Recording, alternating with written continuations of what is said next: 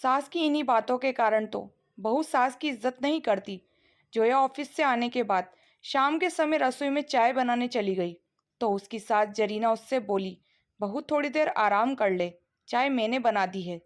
सास की बातें सुनकर जोया का मन आश्चर्य से भर गया।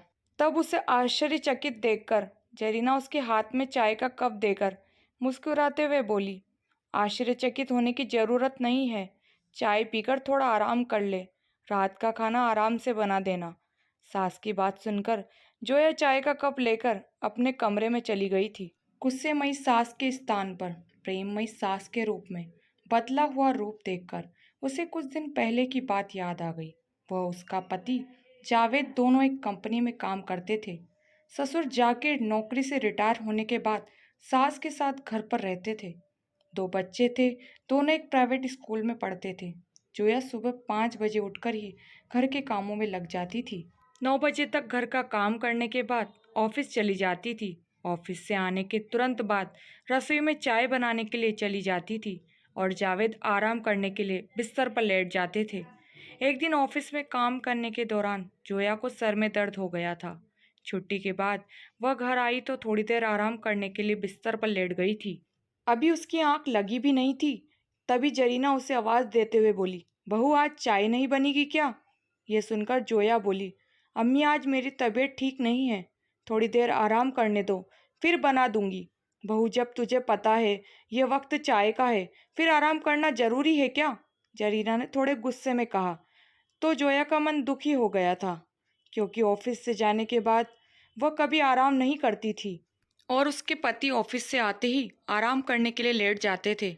आज उसकी तबीयत खराब थी, इसीलिए वह आराम करने के लिए कमरे में चली गई थी। यदि जरीना चाहती तो खुद भी चाय बना सकती थी, बेटे से कहकर चाय बनवा लेती, परंतु वो बेटा बहू में भेदभाव करती थी। बेटे के आने पर उसे ये कहकर आराम करने को बोल देती थी, तू थक गया होगा, आराम कर ले, और जोया को आराम के बजाय चाय बनाने का बोलती थी। ये सब देख जोया मन ही मन दुखी होती और दुखी मन से बोली, अम्मी ये तो रोज आराम करते हैं, मैं तो सिर्फ आज ही आराम कर रही हूँ, वह भी सिर दर्द होने पर। आज आप उनसे चाय बनवा लेती। अच्छा तो तू मेरे बेटे से चाय बनवाएगी, खुद आराम करके उसकी बराबरी करेगी?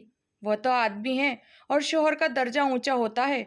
औरत का फर्ज होता है शोहर की सेवा करना, ना कि सेवा करवाना, जरीना ने जोया से कहा। तो उस वक्त ससुर वहीं थे। बीवी की बात सुनकर गुस्से में बोले, बेटे बहू में भेदभाव करना ठीक नहीं। बेटा 8 घंटे ड्यूटी करता है तो बहू भी 12 घंटे काम करती है, फिर भी किसी से सेवा की उम्मीद नहीं करती। जब कभी तुम्हारी तबीयत खराब होती थी तो मैं बिना कहे तुम्हारे लिए चाय बना देता था, तब तो तुम खुशी खुशी मेरे हाथ की चाय पी लेती थी। उस वक्त तुमने नहीं कहा कि ये शोहर का काम नहीं। आज जब बहू के सिर में दर्द हुआ तो बेटे को दुख में बीवी की सेवा करने की शिक्षा देने के बजाय उसके मन में भेदभाव का जहर घोल रही हो। यदि बेटे से चाय बनाने के लिए नहीं कह सकती तो तुम खुद भी तो बना सकती हो। बहू के आने से पहले भी तो घर का सारा काम करती थी, अब दिन में एक बार चाय बनाने में भी तुम्हें शर्म आती है।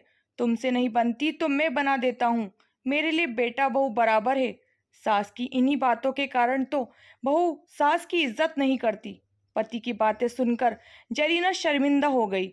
वह जोया से बोली, बहू तू आराम कर ले, मैं चाय बनाकर लाती हूँ और जावेद को समझाऊंगी कि वो भी तेरे लिए चाय बना दिया करे और घर के कामों में हाथ बटा दिया करे। पति पत्नी दोनों का दर्जा बराबर होता है। मैं अभी जावेद से कहकर तेरे लिए सिरदर्द की गोली मंगवाती हूँ। सास की बातें सुनकर जोया के चेहरे पर मुस्कान आ गई थी।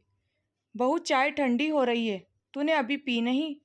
सास ने कहा तो जोया यादों के झरोकों से बाहर आकर अपने ससुर को मन ही मन धन्यवाद देते हुए चाय पीने लगी। दोस्तों, कहानी कैसी लगी? कहानी पर आपकी क्या राय है? कमेंट जरूर करें। कहानी पसंद आए तो लाइक शेयर करना बिल्कुल ना भूलें।